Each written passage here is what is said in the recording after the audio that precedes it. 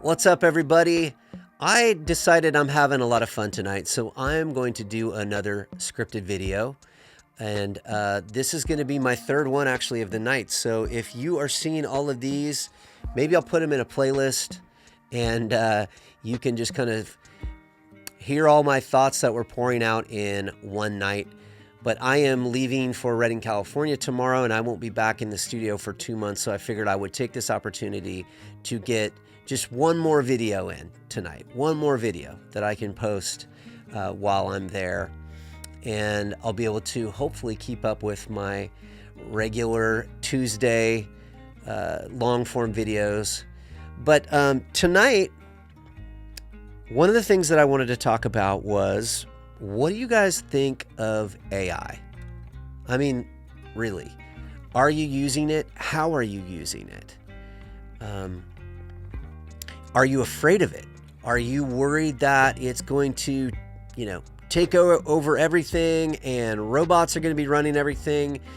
It's so funny to me because I feel like we have been hearing that threat for like over 100 years, I mean, Aldous Huxley, made Brave New World, and we had 1984, by George Orwell. All these, books that are talking about these dystopian futures, and sometimes it feels like we are in the midst of or heading rapidly toward a dystopian future.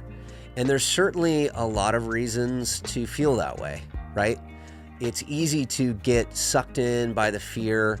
It's easy to look at something like the development of AI, or robots that become sentient. It's easy to look at that and be fearful of it because we don't really know what the world is going to be like when that is a reality. And I think on some level that's going to be a reality, soon, in the next 5 to 10 years, or maybe, I don't know, maybe it's 15 or 20. I'm not a technologist. I am firmly a songwriter and independent artist. But also, I think that it's really easy for us to get really excited about all this new technology that's coming out, and then listen to the hype and go, oh my, this is going to replace jobs. Yeah, it might replace some jobs, or it might replace some tasks from certain jobs, and maybe that's not such a bad thing. I can tell you personally how I totally love AI and how it's sped up my productivity and how it's allowed me to, become a better writer, right? So I'm writing these newsletters. So I'll write everything myself, and then I'll go, okay, well, maybe this can be, arranged a little better. Like, I really like all these writing frameworks that people are using. Dan Coe was one of the ones that I listened to speak about writing frameworks, and I was like, that's so cool. And I had never really even thought about it before, I heard him talking about these writing frameworks. And so I started actually taking my long form newsletters and going, okay, can you actually help me arrange this? You as in Grok 3 or ChatGPT or DeepSeek. I like to use them all. I like to kind of get a variety of them. And then, can you put this in a writing framework like the APAG writing framework or the Pastor, however you say it, writing framework? And then just see what it spits back, because it's really, really awesome. And then I can just take that and go, okay, well, I didn't really like that. Let me just change that here, change that there. Let me change this back to what I originally said. But it's been really awesome, to be able to use that. Of course, I even use it for my job. So I have a job where I do a lot of creative work for a company that has, several stores. It's a franchise company. And so I certainly use it to help me come up with captions and things for our marketing, and I haven't really used it a lot yet for image creation, but that's because I have skills in Photoshop, and I feel like it's almost like I actually just feel like still for me personally, it's easier to use just, Photoshop and Illustrator and even Canva to an extent. But there's certainly some incredible AI image software out there that is making it so much easier and so much more efficient and fast to develop really high quality content. So, I wanted to just hop on and make this video and just, start the conversation about AI, especially when it comes to songwriting. Is anybody out there using it for their songwriting? There are a lot of tools that are being created right now. Suno is the big one. And I'm going to give you my just totally unfiltered opinion about Suno. I just flat don't care about Suno. I don't. I'm not fearful of Suno. Okay. I've heard what it does and it's impressive, but it's also robotic, right? Suno is a tool for somebody who doesn't write songs, could you use it to get song ideas? Absolutely. And why not? I say use the tools of the day. But I actually see a very near future where we're going to be talking about the utility of AI as a tool that's really going to help people. And I know these conversations are being had right now, but I think that, it's going to be less about, okay, well, we want AIs to write music for us. No, I don't think we live in a world where people are hungry for that. But I do see that there are going to be tools in the very near future that are going to significantly help songwriters, artists, producers create much more efficiently, much easier. And also, I think there'll be some disruption to the current status quo of streaming services and things like that. We've got the, Spotify's that have been really, sadly, essentially been taken over by the major labels, and are squishing independent artists out again. So, I watched a video of a guy the other day, and I can't even remember his name, but I've seen several of his videos. I need to look him up again, and I'll find the link so you can go check it out.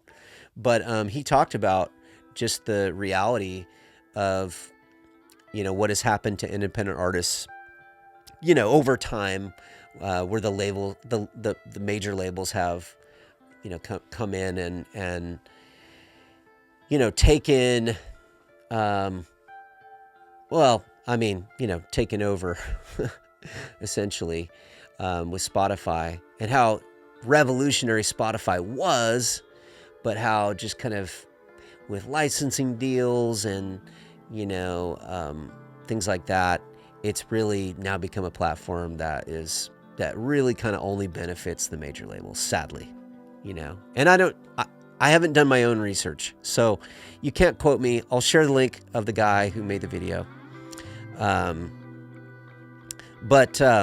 Yeah, I see that there's going to be, there's already a really huge need again for independent artists to have a place where they can make a living, so a lot of artists obviously are turning to TikTok. TikTok is an amazing place. If you can figure out how to grow an audience on TikTok, YouTube as well, if you can figure out a way to grow an audience and connect with people who love your music and want to share that with you.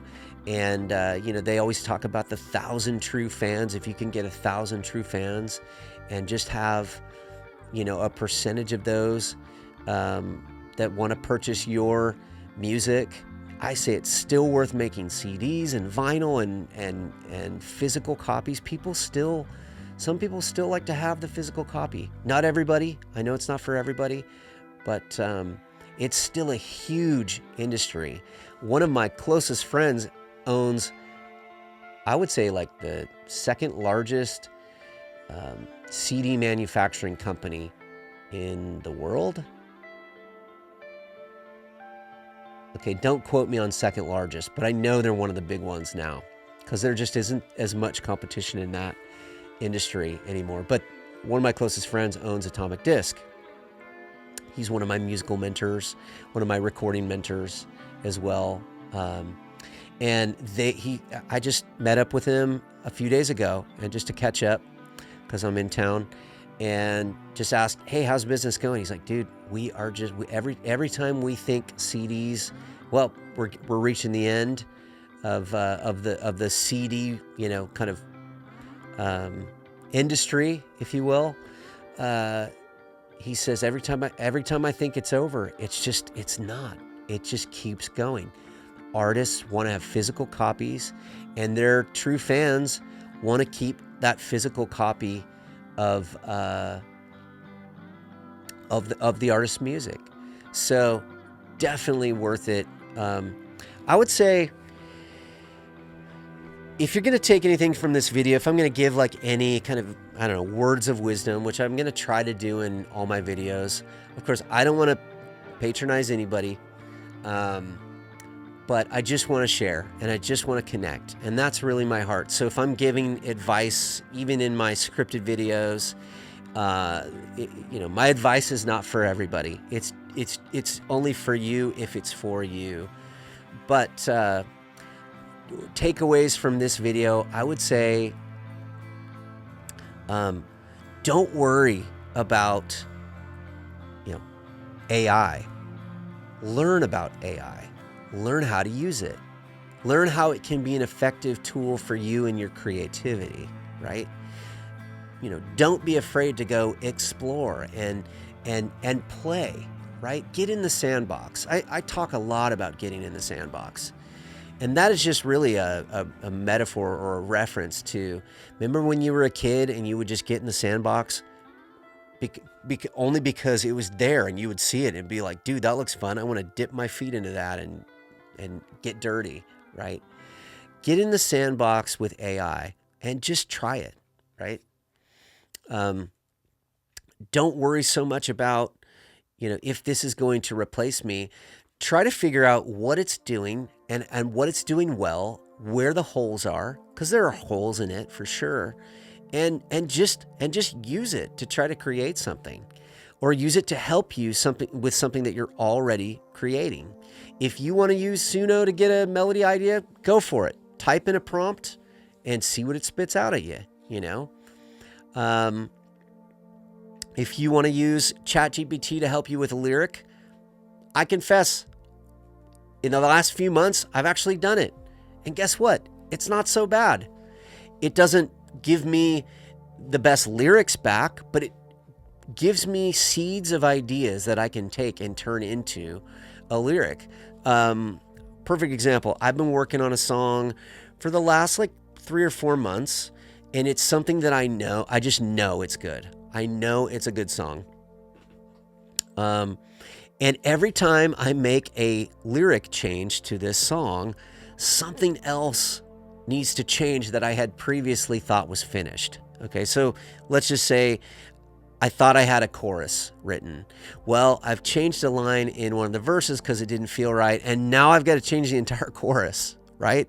I don't know if you've ever experienced that, but it's something that I pay a lot of attention to. Well, I finally settled on a chorus, and I was like, this is it. This is the one. But I had to change a line in one of the verses. And it seemed like weeks of fighting with this one line, right? Just stupid, I could not get it. And I don't force anything, by the way. I never force a lyric. I will work on it, and I understand.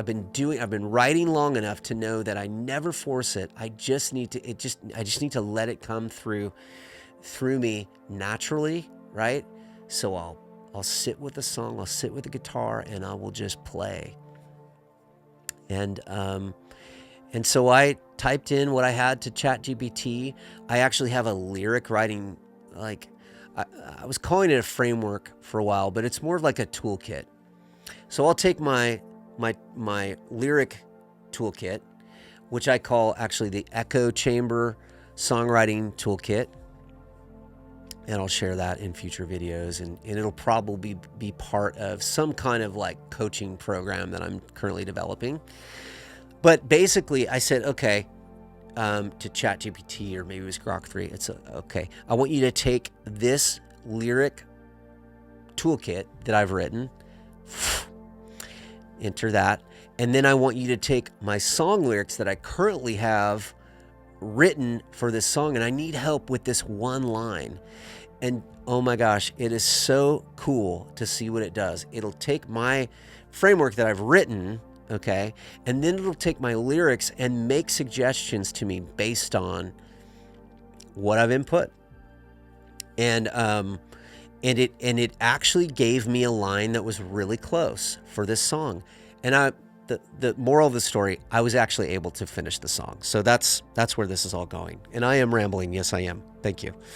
But that is to say, there are so many cool things that you could do with AI. So you could write your own framework, is what I'm suggesting.